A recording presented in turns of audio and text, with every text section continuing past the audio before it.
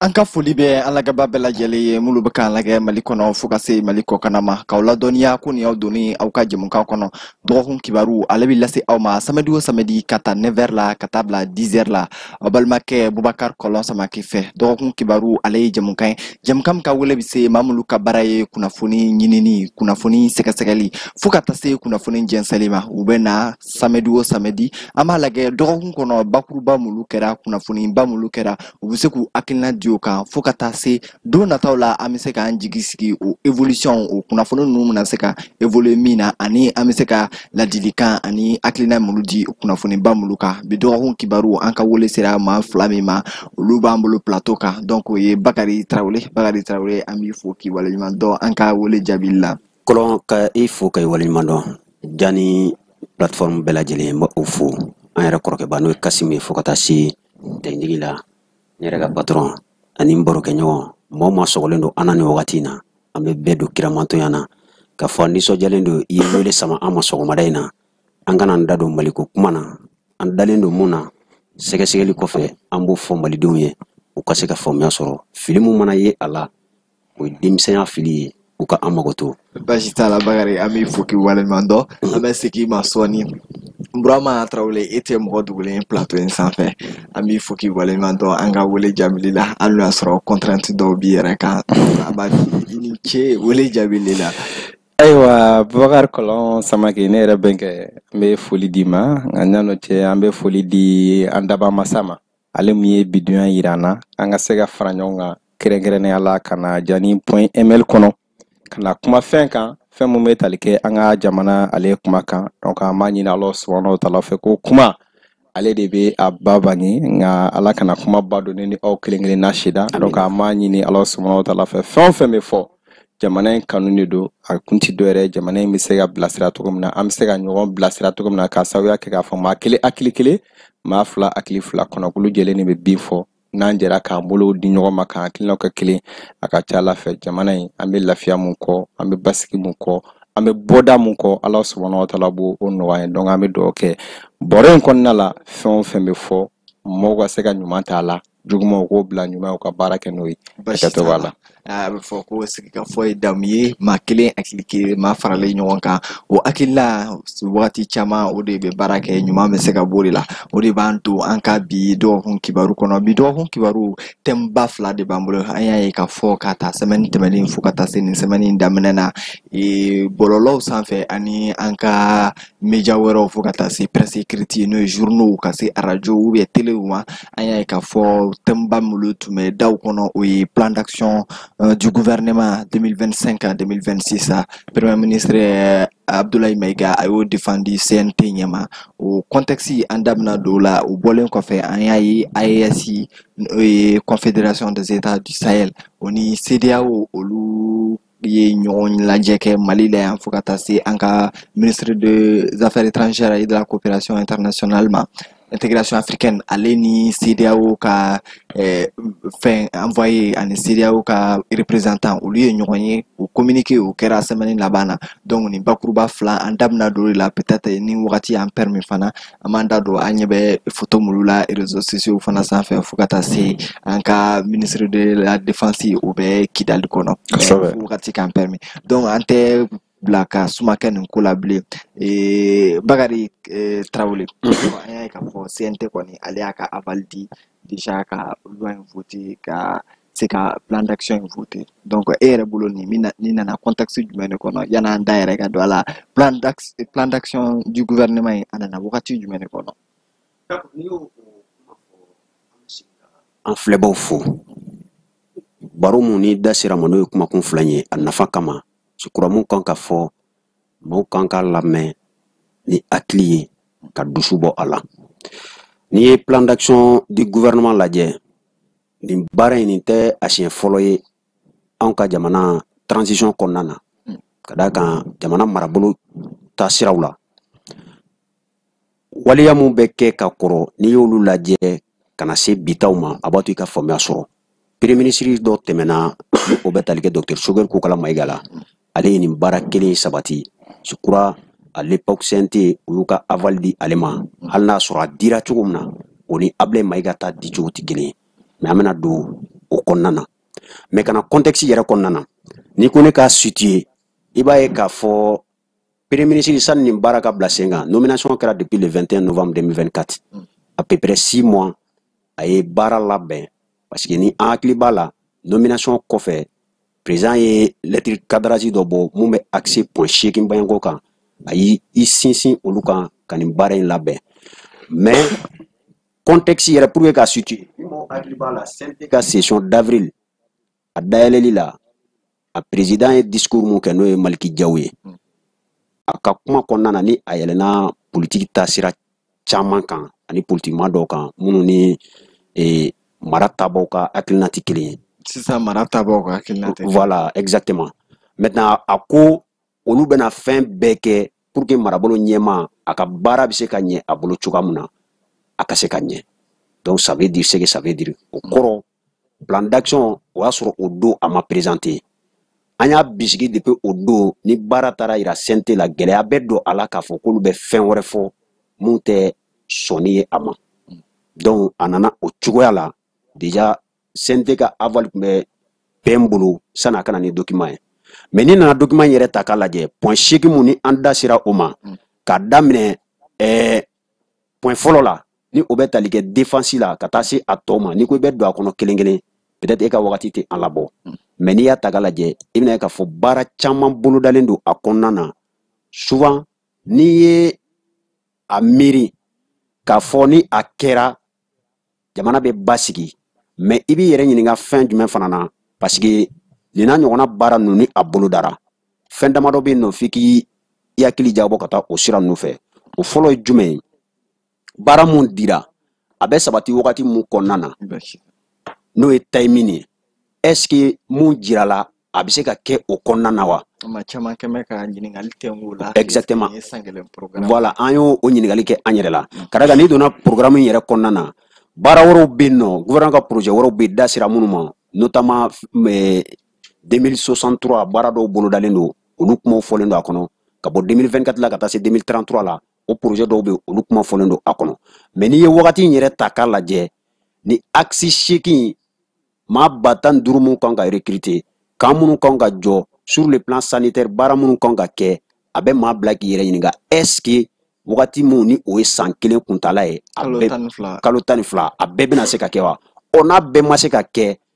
kɔlɔn jumɛn bɛna kɛ o jaabi tɛ ne bolo o tɛ e bolo nin wagati na wa marabaaw ma fɛn fɔ ni kɔni ye premier ministre ka kuma ta CNT yɛrɛ ɲɛma ni axe 8 kɔni min présentélen filɛ parce que priorité a n'a fɔ sisan ni axe 8 ni priorité fana ka priorité ni a b'a fɔ ni axe 8 minnu kan ka kɛ ka kɔn teliya la minnu kan ka kɔn teliya la parce que a ɲɛ b'a la i y'a fɔ cogo min na axe fɔlɔ o ye renforcement de la défense et de la sécurité filanan o ye ko réforme politique et institutionnelle n'o y'an ka jamana yɛrɛ sinsin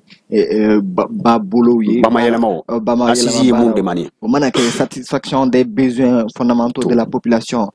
fo ka taa se amélioration de la carte sanitaire ma n'o ye kɛnɛya taabolo yɛrɛ ye mais i ye wagati min i ye kuma min fɔ maa caman ka ɲininkali tɛngulen nɔrɔ la dɛ nin ye san kelen programme de wa ou bien nin ye san joli programme ni gouvernement kɛlɛ filɛ nin ka min présenté parce que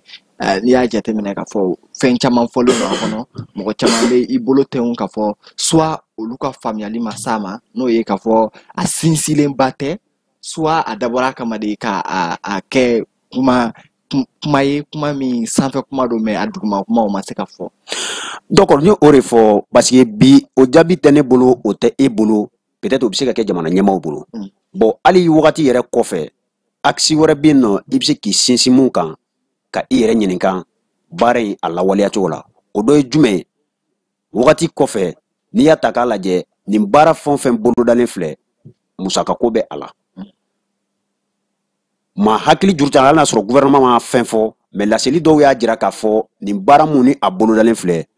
à peu près 1600 milliards o kan ka don a da fɛ an bɛ contexte mun kɔnɔ c'est pourquoi an bɛ segin ka na o kelen na an bɛ contexte mun kɔnɔ est-ce que bi o pouvoir bɛ jamana bolo ka se ka o investissement kɛ ou bien partenaires bɛ yen minnu bɛ an dɛmɛ ka se ka o lawaleya mais nin bɛɛ kɔfɛ jigisigi ye mun ye tiɲɛ yɛrɛ la baara mun ni a fɔra point 8 kelen-kelenna fɛn o fɛn n'i sera k'a kɛ a kɛcogo la bi an mago bɛ Mali mun na ka kɛ lafiya sira fɛ kɛnɛya sira fɛ kalan sira fɛ ani sira caman a bɛ se ka kɛ sababu ye k'o lawaleya an bɛ dugawu kɛ ala ka lawaleyali ɲuman nɔgɔya jamana ɲɛmɔgɔw ye. la sɔnna an bɛ segin ma Burama an ye k'a fɔ premier ministre kɔni a passera CNT ɲɛma CNT n'o ye conseil national de la transition ye n'o b'a ka an ka pouvoir législatif i b'a fɔ jamanadenw bɛ danaya da maa minnu kan n'olu ka baara n'olu ni jamanadenw la ka autorisation ka u ka fɛn di k'u ka autorisation di an bɛ se k'a fɔ k'u ka danaya da jamana ɲɛmɔgɔw kan papier ko la santera kɔfɛ plan phase question nana daminɛ mais min m'a intéressé yani an ka don question kɔnɔ an y'a ye k'a fɔ CNT kɔni ye fɛn in voté a y'a yira k'a fɔ maa 28 o de y'a yira k'a fɔ maa 128 o de y'a yira k'a fɔ mɔgɔ ma yira k'a fɔ ale b'a contre la wa mɔgɔ yɛrɛ m'a datugu yɛrɛ e ka faamuyali ye jumɛn o la. An bɛ segin k'a fɔ an filɛbaga kelen-kelenna bɛɛ lajɛlen ma k'a yira k'a fɔ nin ye débat min hakili la k'a fɔ ni péage ko in a walankatala kosɛbɛ donc an ka bi sɔgɔmada na ta bɛna kɛ ka dɔ fara a kan ka sababuya kɛ k'a fɔ depuis juma ni o bɛnna nin mɛn kalo in tile 16 ma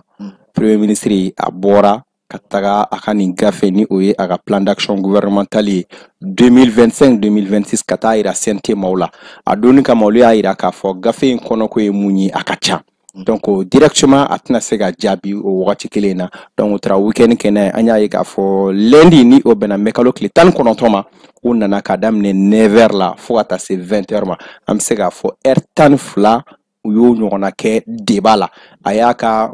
plan bɔ question posera a kunna a ye réponse di bon ni nana n'a ye sisan plan d'action in kɔnɔ i bɛna ye k'a fɔ membre min bɛ gouvernement kɔnɔ bi ni ne ma fili bɛrɛ t'a jɛ 30 la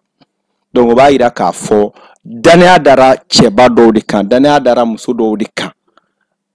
Assimi Goïta fɛ premier ministre fɛnɛ ni olu bɛna jɛ ka nin baara in kɛ maliyɛndenw ka lafiya kɔsɔn i n'a fɔ a yɛrɛ dabɔra k'a se cogo min na donc ale ye chef du gouvernement ye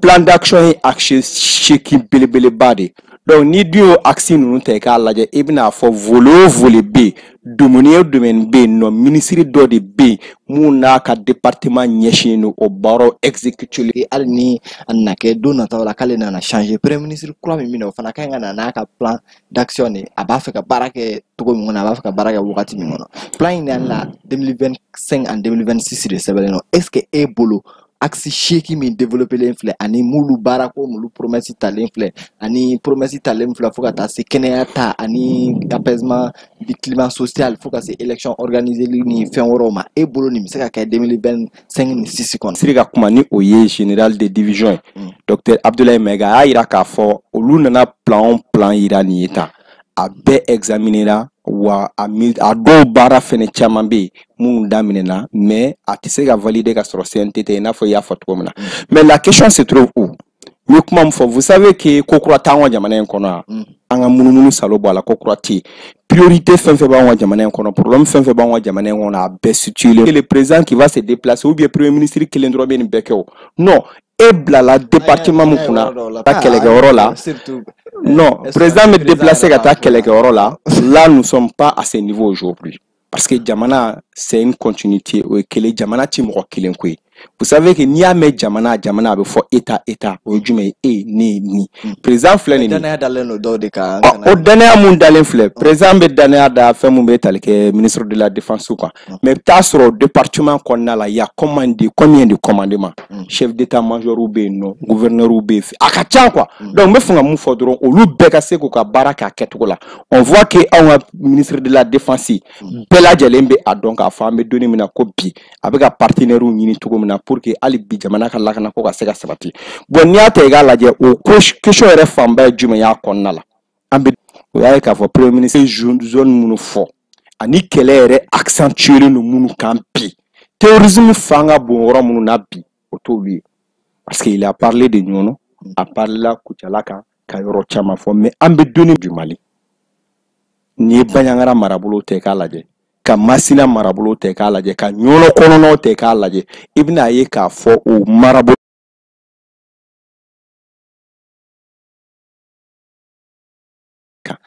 le Mali qui fait 1 241 km². Non, superficie Oh, non ya to. superficie Vous savez mais que non, me fenga non, me fenga ironi taxi ko non, me fenga jamana o jamana da. Aye fendo de dima ka potentiel do de dima ni akli ka baramu biga jamana bo no la. C'est pas l'argent même non. C'est pas l'argent mais so potentiel o nyumamba do fait potentiel humain ni ma valeur do la jona folo avec kololo yika. Non, am se ga mun fo bi. Ni ko non la ressources humaines o ti dore yi c'est-à-dire o manque be an wa jamana ko do bi ko to jumani depuis autant on tun kan a essayer ka ingénieur de former ka jeune former ingénieur dont ka formation adaptée durant la contrainte ouais mais ni ingénieur vous savez que les ressources minières munumbe on fait ce sont eux qui peut les exploiter au profit de l'intérêt du pays. Non, mais parce que non, jamana chite c'est me fait mon fier. Moi me fait mon fier. Ni a médié jamana ou jamana. Il veut ce qui potentiel l'or. Ka magantenia. Santé na magane. Mais maganga soro sur le nomuna. A caman sɔrɔ le no pays arabu sur le pétrole lo bolon ko fa ay ouais fen quand même ga bolo la donc me fanga mu fi ni ya me die jamana o jamana potentiel mun bi bolo i ba blanc valeur de bi anga li chom te ga bo i je baro défense mun me on bolo ampi on ga jamana secteur chaman bi e bolo ka fo ka la kana ko ke be ga kela ka ta rom no tew jamana o anga région mun bi ampi potentiel mun ba xono ressources minières mun ba xono il suffit tout simplement qu'à faut partenaire mun be parce que déjà en présent il y a un partenariat à décrit kaba anga trois principes mun be no a te tereme a te tono mada o jume kana anga jamana kono ka nga souveraineté respectée flana jume mali donga na fa bi soro die fon kono barabe kenori sabana jume nani jamana o jamana jera k'a fɔ k'an b'an bolo di ɲɔgɔn ma ka se ka baara kɛ i k'o jamana bonya donc dɔ yɛrɛ tɛ bi o principe déterminé na maliyɛn bɛɛ jɛna no bɛɛ lajɛlen b'a dɔn k'a fɔ insécurité bɛ ɲɔnɔ bɛɛ dun b'a dɔn k'a fɔ ɲɔnɔ kɔnɔna bibi na malo mun foro mun bɛ yen hectare minnu bɛ yen nɔ office du Niger kɔnɔna la bi n'i y'a exploité a bɛ Mali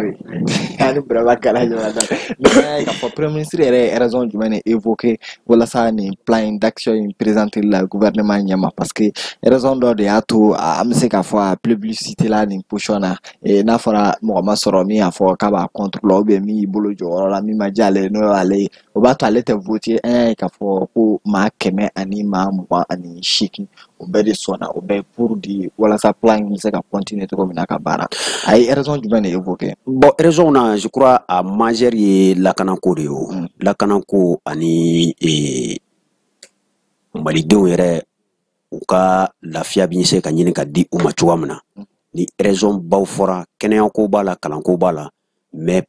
i n'a fɔ axe yɛrɛ situera cogoya min na a fanba ye lakana sabatigi ye voilà premier axe y'o ye parce que n'i y'a ta k'a lajɛ mɔgɔw kana ɲinɛ premier ye 6-8 axe kan mais ka kɔn ale ɲɛ n'i y'a ta k'a lajɛ docteur Choguel Kokala Mayiga ale nana wagati min na a ka PAG présentation na ale ta kun ye 4 axes de a y'i sinsin mun kan o fɔlɔ ye jumɛn ye fɛn min ye réforme sécuritaire ye jamana ka mara ka boli dugukolo fan 14 bɛɛ lajɛlen kan ale ye danaya ɲini CNT bolo a ka baara kun fɔlɔ la ka sinsin o kan filanan ye réforme politique et institutionnelle sabanan a ko énormément lawaleyali o de ye ko bɛɛ lajɛlen ye parce que lakanako in Burama da sera a ma san ko gɛlɛya bɛ santiri la kɔnɔdimi priorité bɛ yɔrɔ min na a ka taa kɛ bɛ a ma ka kɛ yan fɛ a mana kɛ cogo cogo zone dɔw kan ka prioriser zone dɔw ɲɛ par exemple sécurité fanga fɛngɛlen no wɔrɔ minnu la o baara caman bolo dara ko ye Sadio ti Kidali sɔgɔmada in na o ye nord de ye ka bɔ yen ka na santiri la baara caman kɛra ye lakana sira fɛ c'est pas parce que o ni a man kan dɛ mais ni kɔfilɛ kɛra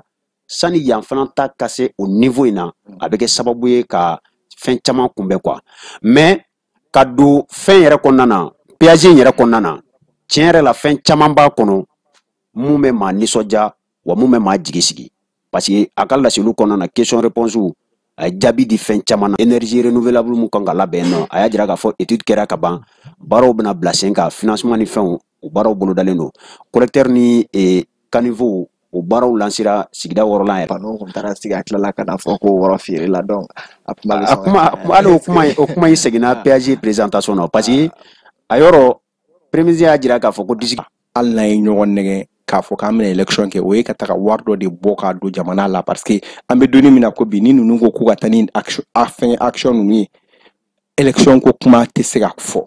o ye kelen a budget yɛrɛ tɛna sɔrɔ fɔlɔ k'a kɛ parce que jamana mɔgɔ yɛrɛ si tɛna anw dɛmɛ a kɔnɔna la donc Mali ka problème ye jumɛn ye bi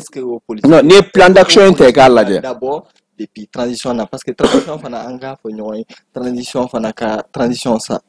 kan ka kɛ wagati kunkurun de san 5 est ce que a ye question ye jumɛn ye Boubacar question ye mun ye nin yɔrɔ in na ne bɛ fɛ ka mun fɔ déjà Dieu merci quoi an bɛ se k'a fɔ transition ko kuma in c'est vrai que an m'a kuma fɔ mais ne yɛrɛ bolo quoi wagati dɔ sera k'a fɔ Mali yɛrɛ kɔnɔ transition ko kuma in an k'a bila parce que mun na là où nous sommes maintenant non an k'a bila mun na non parce que n'i ko transition chaque fois e filɛ nin ka question poser nin bɛɛ b'o de poser ko transition ye wagati ko de donc ne dun bɛ mun dɔn bi an bɛ donni min na ko bi jamana ye mun bɛ yen bi o ye de k'a fɔ maliyɛnw bɛ se ka lakana sɔrɔ cogo min na o de ye Mali non mɛ ka na nin ye fɔlɔ ayi mɛ ka na nin ye non mais o ti kelen ye non attaque bɛ kɛ ça c'est parmi les terroristes mais ka dugu kuturu wuli den ni musow ka wuli t'a dɔn o bɛ taa yɔrɔ min na là o ti kelen ye dɛ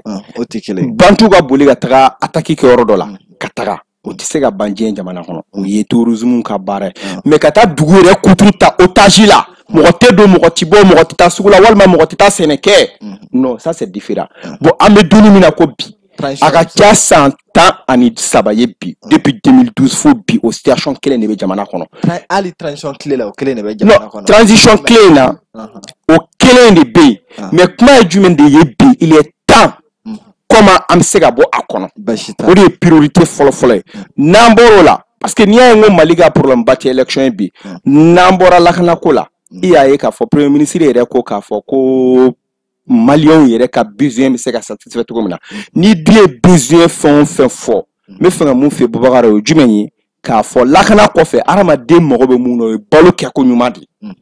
parce que lakana mana sabati fo balo kɛko ɲuman o ka se ka sabati donc plan d'action in kɔnɔna la an y'a ye k'a fɔ a ye baara caman boloda mais ni nana ye k'a fɔ o baara mun filɛ nin n y'a fɔ hali bi danaya dara ministre minnu kan kɛrɛnkɛrɛnnenya ministre de l'agriculture a ma interpellé an k'a sababuya kɛ k'a fɔ jamana si t'i ka yɛrɛma hɔrɔnya sɔrɔ n'i falen tɛ basi kɔni t'o la jamana si t'i ka yɛrɛma hɔrɔnya sɔrɔ ka sɔrɔ dun ka fa ma sabati e fɛ yen donc anw dun ka priorité fɔlɔ ye lakana ye lakana kɔfɛ dun ka fa an k'a essayer ka se k'olu sabati parce que olu bɛ ka na ni plan minnu ye k'a fɔ ko ka taga malo tonni 10,000 kɔ k'o di ninnu non o malo tonni 10,000 kɔ bɔra malo dɔrɔn bɛ se ka kɛ balo ya c'est vrai qu'an bɛ boli malo nɔfɛ bi mais malo dɔrɔn tɛ donc ni o dun ka fa sabatira yɔrɔnin dɔ bɛ yen n bɛ fɛ k'o accentuer nin yɔrɔnin na o ye jumɛn de ye k'a fɔ an ka jamana in vraiment temps dɔ de bɛ yen an k'a essayer k'a fɔ formation kɛrɛnkɛrɛnnenya la formation professionnelle an ka se k'olu accentuer c'est pour cela j'ai dit que anw ka jamana in yɛrɛ kɔnɔ tout est priorité oui mais e bɛ ka nin fɛn tout est priorité e bɛ ka nin fɛn fɔ tantôt nin bɛɛ ye politique ye m'olu bɛ adopter walasa i ka résultat ye san 10 san 20 san 30 nin dɔw y'o politique de nin dɔw politique bɛ depuis indépendance ta wagati 62 ans ou 63 ans toujours 65 ans an ɲɛ b'a la concrétisation a ma kɛ effective nin tɛ projet ye min bɛ kɛ san 2 san 3 k'i b'a résultat ye mɔgɔ caman b'a sera mɔgɔ caman ka question ye est ce que nin baara ye transition baara ye fana ye o de kosɔn ayi o ye sa o yɔrɔnin de kosɔn ayi o yɔrɔnin de kosɔn n y'a fɔ n k'an ka bɔ transition idée la o jumɛn ye an ka don mun idée la sisan i b'o dɔn la refondation de l'état Mali kura bɛ sabati cogo min na o bɛ ka kɛ ni diɲɛ jɔn o jɔn ye an ka taga n'o ye déjà heureusement a validera ka ban parce que mun na ni ko k'a validera ka ban Assimi Goïta il est déjà le président de la transition a ye mɔgɔ ja a ma mɔgɔ ja filanan ye jumɛn ye non a ne ko président de la transition o de don filanan ye jumɛn ye CNT b'an bolo ni o ye organe législatif ye fɛn o fɛn bɛ yen ni o kan ka jamana sariya kisɛ ɲɛnabɔ o bɛ an bolo sabanan ye jumɛn ye gouvernement bɛ yen ka ban donc o kɔfɛ institution bɛɛ dafalen don donc ni nin bɛɛ dafalen don sa qu'est-ce que nous manque o ye k'a fɔ mise en œuvre min bɛ ka fɔ n'o de fɔ diɲɛ don o don hali n'anw nana élection ko kura wɛrɛ kɛ an bɛna ye k'a fɔ président kura mana sigi premier ministre kura mana na ou bien CNT fɛngɛ kura mana na olu fɛnɛ bɛna fɔ tuguni ko olu bɛna ka plan d'action bɔ walima kana fɔ ko olu bɛna malidenw fara ɲɔgɔn kan degun ni tɔɔrɔ min bɛ maliyɛnw kan ko olu dun bɛɛ dɔnnen don donc bi an mago bɛ jumɛn de la o ye de k'a fɔ ko kelen pewu ɲɔgɔn nɛgɛ t'a la dɛ maliyɛnw an ka jɛ an ka fara ɲɔgɔn kan kungo ye kelen de y'an da la vous savez que diɲɛ jamana si tɛ yen ala ye mun da fantanya voilà ala ye mun da fantanya kɔsɔn ou bien ala ye jamana mun da k'a fɔ k'i tɛ kɛ fɛn ye o tɛ yen mun de bɛ jamanaw to kɔ hakilina fara-faraw n'an ye hakilinaw fara-fara walima taɲini walima yɛrɛkun ɲini o de bɛ jamanaw to kɔ mais n'an bɛɛ jɛra k'a dɔn k'a fɔ jamana degun ye nin de ye an bɛɛ lajɛlen ka fara ɲɔgɔn kan k'an bolo di ɲɔgɔn ma premier ministre ko tɛ président ko tɛ gouvernement ko tɛ nin ye Mali ko de vous savez problème ye mun ye ni malo kulo kɛra 60 bi ou bien 80 bi premier ministre kelen de b'a nafa sɔrɔ maliyɛn bɛɛ de b'a nafa sɔrɔ e k'a fɔ ko i ka taa malo bɔrɔ san bi 2000 ni 500 an bɛ don thème filanan kɔnɔ mais yanni an ka don kɔnɔ Bakari est ce que an bɛ se ka crainte jumɛn fɔ Burama y'a da sigi fɛn dɔ kan a ka fɛn na ko premier ministre min nana n'o ye docteur Choguel Kokala Mayiga ye certes a taara transition CNT ɲɛma a ye axe 4 a y'o de préconiser a y'a ka discours bolo de kan mais an y'a ye k'a fɔ a ka période kɔfɛ a wulilen ka bɔ a premier ministre la n'i ko k'i bɛ résultat kɛ bi na n'i ko k'i bɛ analyse kɛ o a résultat min kɛra a ka temps kɔnɔ an b'a ye k'a fɔ a y'a se kɛ mais halisa tɔ b'a jɛ min fɔra o ma se ka kɛ a wuli temps kɔnɔ bi an ka crainte bɛ se ka kɛ jumɛn ye oui axe na Abdoulaye Mayiga ka oui axe nalen kɔfɛ. Bon o yɔrɔ la c'est pas ça parce que ni pour que ka bɔ PAG yɛrɛ a débat kɔnɔ docteur Choguel Kokala Mayiga ta in je crois que an bɔra o kuma kɔnɔ a mɛnna o parce que ale ta la axe 4 i y'a lajɛ assise sera ka kɛ réforme politique mun bolodara a ma se ka kuncɛ ninnu yɛrɛ bɛ ka na a tɔ kɛ mais mun kɔn ka lakodɔn fana bɛnka pacte social o sera ka bila sen kan walasa gɛlɛya mun bɛ baara yɔrɔw la fɛɛrɛ bɛ se ka sɔrɔ o la o bɛ jate Choguel ka bilan fɛ donc ne bolo sur 4 ni fila sera ka lawaleya parce que fɔlɔ o kun ye la reconquête du territoire Mali sera ka se Kidali o b'ale ka bilan fɛ armée bɛ Kidali o b'ale ka bilan fɛ maintenant pacte social sera ka bila sen kan hali n'a sɔrɔ bi a mankan bɛ ka wuli mais a kɛra sababu ye syndicats ani lafasalikɛla tɔn caman sera k'i ka laɲiniw da fɔlɔ ka makɔnɔni kɛ o fila bɛ jate ale ka bilan na donc 4 points de sera ka lawaleya ça veut dire que a y'a seko kɛ maintenant ni 8 points na ne bolo fɛn mun kan ka bila ɲɛfɛ ni o yɛrɛ bilara ɲɛfɛ o ye défense niveau ye maa ba 15 mun fɔra ko olu bɛna ta a taliw ka labɛn cogoya la Mali kanu bɛ minnu na parce que an sifinnaka caman bɛ yen nɔ a ka d'an ye an ka don baara la bi ka kɛ fɛn sini jamana kanu t'a la quoi donc ni recrutement ni fɛn ninnu bɛ kɛ faso kanu bɛ mun na ni olu bɛ se ka kɛ surtout wala diya sira kan jamana ɲɛmaaw ye wulikajɔ dɔ kɛ k'i ta saluer recrutement laban na ɲɛnamini fɛn yera minnu joli la u sera ka wulikajɔ kɛ k'olu caman retirer ka bɔ a la dɔ kɛra mais a bɛɛ ma ban ye jumɛn ye halisa an ka recrutement kɛcogo la i bɛna ye k'a fɔ sira caman bɛ yen minnu bɛ ta ka sɔrɔ olu ni a tanu man kan donc ni hakili tora o yɔrɔ ninnu na défense ye ko in koloma yɔrɔ ye ni ale sera ka labɛn ka sécurité labɛn ne bolo tɔ ninnu malidenya la an bɛ bɛn o la quoi pas de problème donc o de b'an don an ka thème filanan kɔnɔ joona an y'a ye k'a fɔ communiqué kɔni kɛra le 23 communiqué min kɛra a yirala k'a fɔ AES n'o ye Confédération des États du Sahel fo ka se CEDEAO ma olu ka ɲɛmɔgɔw kɔni ye ɲɔgɔn ka ɲɔgɔn ye a kɛra Mali yɛrɛ la je pense que u ye communiqué kɛ communiqué in na kuma caman kɔni fɔra mais an bɛ se ka min fɔ sisan e bɛ se ka mun de fɔ nin ɲɔgɔn ye in kɔnɔna na jamana 3 min bɛ AES kɔnɔ ka se Burkina Mali Niger o a ɲɔgɔn ye kɔni kɛra Bamakɔ yan ni communiqué kɛra le 23 kunun yɛrɛ an ye communiqué ye réseaux sociaux communiqué kɛra le 22 an ye communiqué ye réseaux sociaux sanfɛ à partir du 23 kosɛbɛ CEDEAO ni AES cɛ nin wulikajɔ in daminɛna a mɛnna kolon parce que depuis fagantaraki kɛra nin jamana ninnu kɔnɔna na an y'a ye a wolola gɛlɛya caman na CEDEAO ni jamana ninnu ni ɲɔgɔn cɛ wagati yɛrɛ gɛlɛyara caman kun t'a dɔn ko in bɛ kuncɛ mun na mais jamana ɲɛmaaw u sera ka fara ɲɔgɔn kan AES jamanaw ka kulu bila sen kan n'o ye AES ye o sababu la u ko u bɛ jɔ dankun dɔw la walasa ka se ka u yɛrɛ ka maayaw ko olu latigɛ n'u ka jamanaw koɲɛw latigɛ parce que majɛ caman yɛrɛ CEDEAO ale ta siraw la hali n'a y'a sɔrɔ moi personnellement CEDEAO bɔli a ma kɛ ne fɛ la koyi parce que pour moi an kun bɛ se ka taa ni dynamique wɛrɛ ye ni o ye toujours ka l'intégration africaine unité africaine u mun prônera an ka père fondateur fɛ ka se ka u préserver mais o ye ne ka hakilina ye minnu bɛ jamana mara la olu ɲɛ bɛ mun na ne ɲɛ t'u la u y'a faamu bi k'a fɔ u bɛ lafiya sira mun na jamana ninnu bɛ lafiya sira mun na o ye an ka taa nin sira in fɛ donc farali a bilara sen kan ka daminɛw la fo kana se sortie définitive la démarche caman kɛra k'a fɔ communiqué la u sinsin fɛn kelen k'a yira la k'a fɔ les deux parties donc a b'a yira k'a fɔ CEDEAO bɛ AES reconnu a b'a dɔn ko organisation u y'a yira k'a fɔ u kɔni bɛna min bila u bɛɛ ɲɛma i b'a fɔ u bɛna min bila organisation CEDEAO yɛrɛ ɲɛma i b'a fɔ a ɲɛma ka tila k'a bila AES ɲɛma o ye jamana kɔnɔden min bɛ nin jamana ninnu kɔnɔ olu bɛ se ka lafiya cogo min na o ye sécurité kɛnɛya basigi bɛ se ka lasigi cogo min na ni jamana ninnu kɔnɔ e bolo o tɛ avancement dɔ ye nin ko la. bon ni ko CEDEAO ye AES reconnu bon pour moi kɔni o yɛrɛ o ma se fɔli la yɛrɛ parce que a bɛ i n'a fɔ ni ko ala ko an ka seli o ye wajibi ye donc AES kɔni lakodɔn ni CEDEAO fɛ o ye wajibi ye parce que Mali y'a dama jamana ye mun lakodɔnnen don diɲɛ kɔnɔ Burkina y'a dama jamana ye mun lakodɔnnen Niger comme tout u diyagoya ka taa aw sɔgɔnɔ sira fɛ parce que CEDEAO problème fana kɛra fɛn dɔ ye kɔlɔ hali n'a sɔrɔ bɔli man diya ne ye o ye minnu ye garisɛgɛ sɔrɔ ka CEDEAO ɲɛmaaya kɛ tiɲɛ yɛrɛ la olu kɔn ka jɔ yɔrɔ mun na u ma jɔ o yɔrɔ la quoi c'est ce qui a déploré. Basi t'a la an bɛ se k'a fɔ filen jɛngɛnna côté bɛɛ la n'o ye an ka jamanaw ye parce que an y'a ye k'a fɔ sariya pouvoir binniw ye fo ka taa se pouvoir tali la sira wɛrɛ la min ma fɔ CEDEAO kɔnɔ n'i ye sariya batobaliya fɔ i b'a contexte fɔ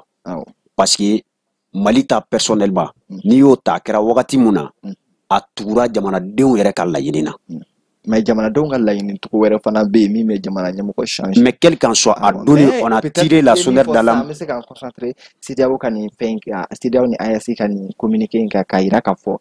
u kɔni bɛna min bila u ɲɛma o ye jamana kɔnɔdenw ka hɛrɛ fo ka taa se sécurité ani sécurité bɛ se ka basigi cogo min na jamana ninnu kɔnɔ an bɛ se ka est-ce que an bɛ se k'o kɛ avancement ye o ye wajibi ye o parce que marakɛlaw bɛ jamanadenw kama u ka communiqué kɔnɔna na point 5 d'abord mɔgɔw k'a dɔn k'a fɔ communiqué mun bɔra négociation ma daminɛ fɔlɔ baara mun kɛra walasa négociation don n'a nataw la kan ka sigi sen mun kan u b'a fɔ ma ɲɛbila baaraw quoi nin ye réunion fɔlɔw ye a sigira an fɛ alamisa don commission président n'o ye Umaru Tura ye ale tun bɛ CEDEAO ka parti ɲɛma AES komi a daminɛ fo kana se sisan ma u y'a jira k'a fɔ u bɛ fɛn o fɛn kɛ dans la coordination u b'u ka fɛn bɛɛ lajɛlen kɛ jamana saba ninnu sani bɛɛ ka taa ni kelen ye an bɛ fara ɲɔgɔn kan an bɛ jɛ ka an koɲɛ latigɛ ɲɔgɔn fɛ o ɲɛmaaya bɛ an ka minisiri bolo ka sababu kɛ Assimi AES président en exercice ye o baara in a bolo dara maintenant point fɔlɔ la i da sera ma u y'a jira k'a fɔ ko kumakun minnu ni olu bɛna batiri nafamaw la politique sira fɛ diplomatie sira fɛ intégration sira fɛ ani institution fo ka taa se administration o n'a ɲɔgɔnna caman intérêt vitaux des peuples o kan ka jate fɔlɔ ni o ye jamanadenw mago bɛ fɛn minnu na fɔlɔ carte d'identité ko b'a la jagow sira fɛ taa ni ka segin libre circulation o n'a ɲɔgɔnna caman mara yɛrɛ kɛcogoya la an ye maracogo kɔrɔ mun ye an ka jamanaw kɔnɔ ni o wolola fagaw tarakili la fo ka taa se jamanadenw ka hakɛw caman tarakili la yɛlɛma ka don o taasira ninnu na fili mun kɛra et pour moi c'est légitime o kan ka kɛ parce que n'a ma ɲa ko fili kɛra si k'a fɔ kura mun bɛna kɛ an mago bɛ bɛnkan na bɛnkan mun ni o bɛ se k'an lase yɔrɔ jan bɛɛ k'a dɔn k'a fɔ bi Afrique mago bɛ unité la et c'est pourquoi ne y'a fɔ n ko n b'a déplorer an bɔra CEDEAO la wa Usumani Sonko ye mun fɔ Burkina o kɛra ne hakilina ye dɛ parce que a mana gɛlɛya cogo o cogo ni an y'a dɔn k'a fɔ an bɛ se ka fara ɲɔgɔn kan Burama ka fɛn dɔ bila walima Kolon ka fɛn dɔ bila ne ye walasa fara ɲɔgɔn kan in ka sabati an kana o occasion perdue walasa an ka se ka fara ɲɔgɔn kan ka da kan bɛɛ sigilen don k'a fɔ ko Afrique ye continent de l'espoir ye a bɛ tɛmɛ ni jumɛn ye an farafindenw tɛ yan o wagati kelen ni an yɛrɛ bɛ ka ɲɔgɔn fara fɔ an ka CNT kɔnɔ dɔw bɛ premier ministre ɲininka ko est-ce que malien dɔw ka nationalité man ka minɛ o la maloya ko don quoi tiɲɛ na an tun da ka ɲi ka saba mais komi Premier ministre yɛrɛ y'a ka réponse di o la peut-être an ma hakili sigi k'a fɔ an tɛna nin kuma mɛn bilen a kana na Voilà. projet kura ye donc an y'a ye k'a fɔ AES kɔni ani CEDEAO ye ɲɔgɔn ye Bakari y'a ɲɛfɔ cogo min na u ye point 5 souligner k'a yira k'a fɔ nin sigiɲɔgɔnye min kɛra nin ye baara ɲɛbila sigiw de ye walasa négociation bɛ se ka tɛmɛ u ni ɲɔgɔn cɛ cogo min na o négociation in kan ka tɛmɛ plan minnu fɛ o y'a yira k'a fɔ mɔgɔ minnu bɛ yen i b'a fɔ population olu ka bien-être olu ka hɛrɛ bɛ se ka sabati cogo min na fo ka taa se sécurité ma o bɔlen kɔfɛ o y'a yira k'a fɔ fana urgence ye ka baara kɛ ɲɔgɔn bolo donc o point de kɔni souligner la u ka nin communiqué kɔnɔ e ka faamuyali jumɛn bɛ o ko la. Bon. Ni ko ne ka hakilina fɔ CEDEAO ni AES ka rencontre la tout d'abord an bɛ se k'a fɔ c'est une victoire de l'AES. En tant que fila bɛɛ ka victoire. Non, c'est une victoire de l'AES parce que n'i y'a ta i k'a lajɛ don mun na CEDEAO kelen bɛ wuli ka bagabagaliw ta ka sanction ta ka da Mali kan ka sanction ta ka ɲɛsin Niger ka ɲɛsin Niger ma o don CEDEAO t'a dɔn k'a fɔ ko bi bɛ wolo quoi bamananw bɛ bamanankan dɔ fɔ ko sen don ji la mana mɔgɔ min kɛ bozo ye n'i y'i sen bɔ yɛrɛ ma hɔrɔnya sɔrɔ la c'est-à-dire ça a trouvé que fɔlɔ la ka daminɛ 2012 la bɛɛ lajɛlen b'a kalama k'a fɔ CEDEAO ka embargo kɛra a ye mun kɛ mais u nana ye k'a fɔ o bagabagali wale bibi na Mali ye jamana ɲɛmaaw sɔrɔ ɲɛmaa minnu bɛ k'a fɔ malidenw ka hɛrɛ tɛ diɲɛ ko o ko la o tɛ don a la u ye nana ye k'a fɔ fana u ye ɲɛmaa sɔrɔ ɲɛmaa minnu bɛ k'a fɔ tigitigi ni olu ye sira min ta tant que jamana kɔnɔdenw ka hɛrɛ b'o de la o bɛ tugu o kɔ donc an y'a ye k'a fɔ o sira kelen taara bɛɛ lajɛlen y'i ta fɔ Bakari yɛrɛ bɔra k'a fɔ cogo min na maliyɛn caman yɛrɛ bɔra CEDEAO bɔliko in na ka hakilina caman fɔ parce que olu kun sirannen don ko caman ɲɛ mais par exemple non u kun sirannen don parce que n'i tun ye caman ɲininka o b'a fɔ k'a fɔ n'an bɔra CEDEAO la libre service mais i ye résumé ɲɛnama kɛ i ye synthèse ɲɛnama kɛ i ye kuma bakuru i y'a fara ɲɔgɔn kan kuma ɲɛna mais e ɲinana min kɔ est ce que o tɛ peut-être yanni CEDEAO ka gɛrɛntɛ ta ka Mali sɛgɛrɛ ka Niger sɛgɛrɛ ka Burkina sɛgɛrɛ ko dɔw de kɛra non i bɛ ɲinɛ o ko i bɛ ɲinɛ non Aïssa non écoute vous savez le problème c'est quoi studio kɔnɔ yan sisan ko bugɔli tɛ bɔ a la k'an bɛna kuma de ɲɛfɔ ka hakilinaw falen falen an bɛ sɔn min na e ye bugɔli daminɛ ne k'o la k'e ka taama ka bɔ tuguni est ce que e ma fili o la dɔɔni non parce que i ye kuma mun fɔ diɲɛ ko Bakari da jɛngɛnna bɛɛ bolo ouais c'est vrai question ye mun ye b'a dɔn n bɛ fɛ ka mun fɔ diɲɛ ko diɲɛlatigɛ yɛrɛ sigilen don bɛnkan dɔ de kan mais n'i y'o bɛnkan yɛrɛ ta i k'a lajɛ dɛ o bɛnkan an bɛ se k'a fɔ à chaque fois k'a daminɛ ka n'a bila bi la bɛnkan in kɛlen don setigi ko de non k'a daminɛ Nations Unies na a sigi togo setigi ko don ka bɔ Nations Unies na ka taa se pays la c'est-à-dire i tɛ diɲɛ kulu fɛn fosi dɔn rapport de force de bɛ yen quoi olu ka jana mais min ka surun a na o ye CEDEAO de e bɛ ka lawaleya fɔ ko anw ka jamana y'o kɛ ou bien k'anw ye texte minnu fɛngɛ kɛ bi CEDEAO ɲɛmɔgɔba minnu tun bɛ yen an balo yɛrɛ tɛ k'a lajɛ ale ye mun fɔ CEDEAO ma Mali ta kɔfɛ Niger ta kɔfɛ ale ye mun fɔ CEDEAO ma i bɛ se ka hakilina jigin o la voilà bon an balo ta to yen fɔlɔ an bɛ donni min na ko bi Alassane Dramane Ouattara bɛ ka ko minnu kɛ Ivoire kɔnɔ yanni élection cɛ non e tɛ se k'o fɔ sariya de bɛ Alassane permis k'o kɛ sariya b'a permettre mais ka candidat bɛɛ disqualifier tantôt o bɛɛ ye sariya ya mais est ce que yanni ko hali kɔsannin na nin semaine in kɔnɔna la nin semaine kelen kɔnɔna la Tchad tun bɛ Côte d'Ivoire mais yanni CEDEAO ka ko problème ye mun ye i b'o dɔn wa ni tasuma bɛ ka wuli wagati min na bon an ka bɔ CEDEAO ka problème kɔnɔ mais kuma fanba ye jumɛn ye n'i y'a ye u seginna ka na n y'a fɔ k'a fɔ an bɛɛ de peut-être an sigi ka fɔ mɔgɔ kelen tɛ segin ka na an bɛɛ de b'a lajɛ mais olu de wulila ka se AES ma fɔlɔ dɛ an bɛ se k'o dɔn parce que u nana Mali kɔnɔ yan olu de kun ko anw tɛ to ka réunion kɛ yɔrɔ la olu de y'anw suspend na olu de ye diɲɛ kuma bɛɛ fɔ c'est-à-dire a kuma lasurunya ye jumɛn ye dɔrɔn an bɛ se k'a fɔ u y'a dɔn k'a fɔ bi voilà CEDEAO y'a dɔn k'a fɔ bi kuma fanba ye mun ye k'a fɔ ale de tun bɛ fili kɔnɔ parce que n'i ye 5 points fɛn fɛn ta i k'a lajɛ CEDEAO seginna ka na hali bi AES ma a fɔlɔ ye jumɛn ye u y'a fɔ k'a fɔ u bɛna pour que kɛrɛnkɛrɛnnenya la politiki diplomasi o ka se ka sabati o ye jumɛn ye k'a fɔ AES jamana ani CEDEAO jamana o bɛɛ lajɛlen ka se k'u bolo di ɲɔgɔn ma o kɔfɛ o tilala ka na ni kumaw jumɛnw ye fɛn mun bɛ tali kɛ juridiquement kiiriko ta fanfɛlaw la u nana kuma ninnu bɛɛ lajɛlen ka b'o la ka tila ka taa kuma sécurité kan CEDEAO y'a dɔn k'a fɔ bi tiɲɛ yɛrɛ la AES côté CEDEAO côté farafina jugu ana bi o terrorisme kɛlɛ de se ka kɛ o kɔfɛ tuguni u tilala ka kuma jumɛn kan o ye k'a fɔ ni jamana ninnu a ka développement bɛ se ka sabati cogo min na jamana bɛɛ CEDEAO dɔrɔn tɛ dɛ CEDEAO AES o bɛɛ lajɛlen kɔfɛ tuguni mun yɛrɛ bɛ k'a fɔ ministre des affaires étrangères Abdoulaye Diop n'a ye o fɔ kuma kɔnɔ o ye k'a fɔ point belebeleba dɔ fana bɛ an hakili jigin ko CEDEAO ka nin rencontre ani AES ni ɲɔgɔn cɛ ko maliyɛn bɛɛ AES jamana bɛɛ lajɛlen k'a dɔn k'a fɔ kuma bɛɛ b'a kɔnɔ k'a fɔ ko fɔ AES ka segin CEDEAO ma o ye fɔlɔ ye filanan ye jumɛn ye a ko in fanba mun y'ale ja o ye k'a fɔ rencontre mun kɛra nin kumakan minnu bɔra a kɔnɔ nin jamana wɛrɛ ma bɔ diɲɛ fan wɛrɛ fɛ ka nin da don a la nin kɛra AES CEDEAO farafinko quoi parce que ni anw ka jamana kɔnɔ Mali yɛrɛ k'i politique ka bɔ CEDEAO la a fi pilelen don mɔgɔ wɛrɛ fɛ dɔ b'i sigilen to a ka palais kɔnɔ k'a fɔ a ye nin kɛ karisa la o bɛ CEDEAO ka texte kɔnɔ e ko ko anw ye texte bɔrɔtɔ o ka bɛn tiɲɛ ma anw ye texte violé mais makɔrɔ kun b'i sigilen to Paris ka dicté minnu di CEDEAO ma k'u k'olu kalan AES Mali ni Niger kunna. Brahma est-ce que o dicté o message b'e bolo par exemple a ko dɔrɔn. mais i bɛ fɛ k'a fɔ kumakan minnu kun bɛ ka fɔ olu kɔnɔ propagande don wa. n bɛna adresser CEDEAO ɲɛmɔgɔ la ni décision bɛ ta o ka ani n y'a dicté. mais ale bɛ i jɔ sa France i jɔ sa France bɛ CEDEAO kɔnɔ wa. non France tɛ CEDEAO. est-ce que France ka décision non est-ce que ne ko France kelen dɔrɔn de ye diɲɛ jamana ya mais est-ce que France ka opinion ou bien France ka avis o kan ka ta CEDEAO tɔgɔ la CEDEAO jamana kɔnɔdenw kan wa. non o tun y'a essayer u y'a dicté o. est-ce que France kelen min kɛra anw fɛ yan 2020 est-ce que France kelen y'a condamné i tɛ se ka i bolo cun France kelen na diɲɛ bɛɛ de y'a condamné. France ye anw ka coup d'état condamné yan Gabon président jɔn taara a sigili la. Gabon coup d'état mun kɛra Gabon coup d'état tɛ yan. non mun kɛra Gabon coup d'état tɛ yan France y'a condamné yan. e kan k'i ka problème de résoudre Mali la bi bi in na mais ne ka priorité n'i ko k'e b'i to la k'i f'i ka taa dɔ bila sira ɲuman kan. non bon pour y résumer dans tout ça an bɛ se k'a fɔ CEDEAO an bɛ gɛlɛya min na bi an bɛ se k'a fɔ bi a diyara mɔgɔ min a ma diya an ka France wɛrɛw b'a kan mais a kɔni t'o la. n ko an ka France ko to yen an ka fɛngɛ in bɛɛ to yen an bɛ se k'a fɔ aujourd'hui l'AES et la CEDEAO, c'est une famille.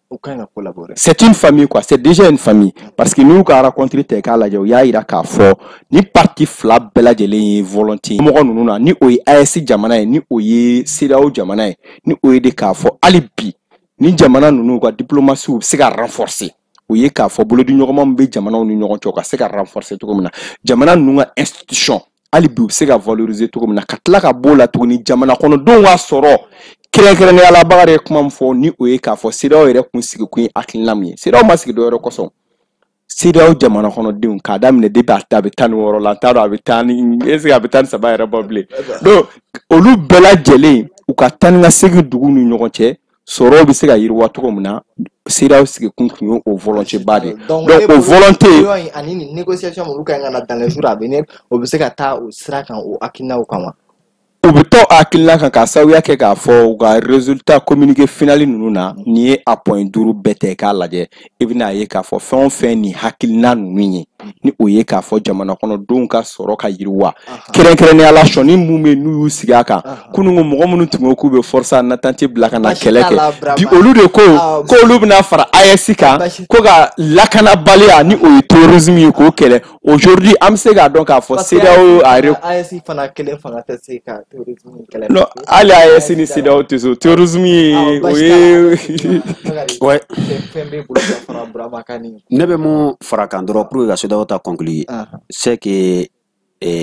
côté bɛɛ ye fili kɛ. Basi t'a la. I da sera ma fili dɔ bɔra anw fɛ yen ni o ye fanga sɔrɔ cogo ye hali n'a sɔrɔ a kɛra ni jamanadenw ka laɲini ye CEDEAO fana ka fili dɔ ye jumɛn ye a ɲɛmɔgɔ kun kan ka jɔ dankun mun na o don sanni fili in cɛ u ma jɔ o dankun in na mais bi an bɛɛ kan ka fɛn mun préconiser fɔlɔ o ye population de ye parce que n'i y'a ta k'a lajɛ an bɛ ɲɔgɔn nɛgɛ sinon an ka jamana saba ninnu n'i ye Mali fɔ an ka jamanadenw ye tukana taga ye an mago tɛ se ka ba CEDEAO jamanaw la n'i ye anw fɔ an ye jagokɛ jamana ye tout comme Burkina Niger donc négociation fɛn o fɛn bɛna kɛ don n'a nataw la en matière d'intégration la libre circulation o yɔrɔ ninnu de kan ka ta ba la hali n'a sɔrɔ dɔw b'u si parce que tiɲɛ don porte anw fɛ yen nɔ mais an bɛ bɔ ka taa minɛ ta minnu fɛ yen nɔ an tɛ taa u fɛ yen fu an bɛ fɛn dɔ de di u ma a nafa bɛ u yɛrɛ kan donc Sonko ye mun faamu ni CEDEAO ɲɛma tɔw ye o faamu ne hakili la gɛlɛya in bɛ furakɛ ka sɔrɔ a ma taa yɔrɔ jan. ɲɛmɔgɔw ka faamuyali dɔ kɛ. Bon donc o de b'a an se an ka thème filanan la mais an ka fɛn ministre de la défense bɛ Kidal information bɛ fan bɛɛ fɛ an tɛna se ka émission informé ka sɔrɔ an m'an da don a la. kosɛbɛ. an y'a ye k'a fɔ hali vidéo fɔra m'olu publier la ORTM fo ka se média wɛrɛw ma u sera ka recueillement kɛ soldat m'olu ani héros m'olu tombera Kidal la 2014 sisan e bɛ mun faamuya ni ye signe jumɛn ye Malien bɛ se ka nin kɛ nin faamuya hukumu jumɛn kɔnɔ ka Mali ministre de la défense tenitigi avec Kidal voyage dɔrɔn tɛ fa a bɛ ka séjourner Kidal. Kolon, ça c'est un acte à saluer pour moi parce que n'i y'a ta k'a lajɛ an bɛ ka kuma lakana ko mun ka bɛɛ lajɛlen jamana ka mara ka boli jamana dugukolo fan 14 or ni tun y'a ta k'a lajɛ a bɛ wagati jan bɔ Kidal gɛlɛya kun ye a sɔrɔ ka bɔ an ka jamana bolo depuis reconquête kɛra ka bɔ 2023 la kana se sisan ma surtout ça c'est la première fois ministre de la défense a ka se ka ni ɲɔgɔnna wuli ka jɔ kɛ ka yen sɛgɛrɛ donc dans la forme n'i y'a ta k'a lajɛ fɛn mun don qui est à plébisciter a ye baara minnu kɛ ne hakili la fɛn caman b'a kɔnɔ minnu ma bɔ kibaruyaw la parce que visite dɔw kɛra sanubɔyɔrɔ ko kumaw b'a la terrorisiw u bɛ sɔrɔ ninnu ni fɛnw kɛ. Brahma Bakari an tɛna wagati bɛ k'an t'an bolo ma donc Brahma wagati ni fitinin dɔrɔn b'i bolo i bɛ se ka nin jamanadenw kan ka nin faamuya cogo di. Bon ne hakili la nin faamuyali ti ko gɛlɛn bilen nin ti bali maliyɛnw na ka sababuya kɛ k'a fɔ n'i y'a ta k'a lajɛ n'i y'a ta k'a lajɛ a bɛ san 2 bɔ bi Kidal kɛra an ka jamanaw ta ye donc an bɛ se k'a fɔ dɔrɔn nin bɛɛ ye premier ministre ka plan d'action o dɔ waleyali ye parce que munna a ka plan d'action kɔnɔna la a y'a fɔ priorité fanba ye jumɛn la présence de l'État sur toute l'étendue du territoire national. Mais depuis Kidal connaît la présence de l'État sur tout le territoire du Mali au TC. Ah mais mon avis est que c'est parce que l'actualité oblige ministre de la Défense de noter ministre de la fois 2015 peut-être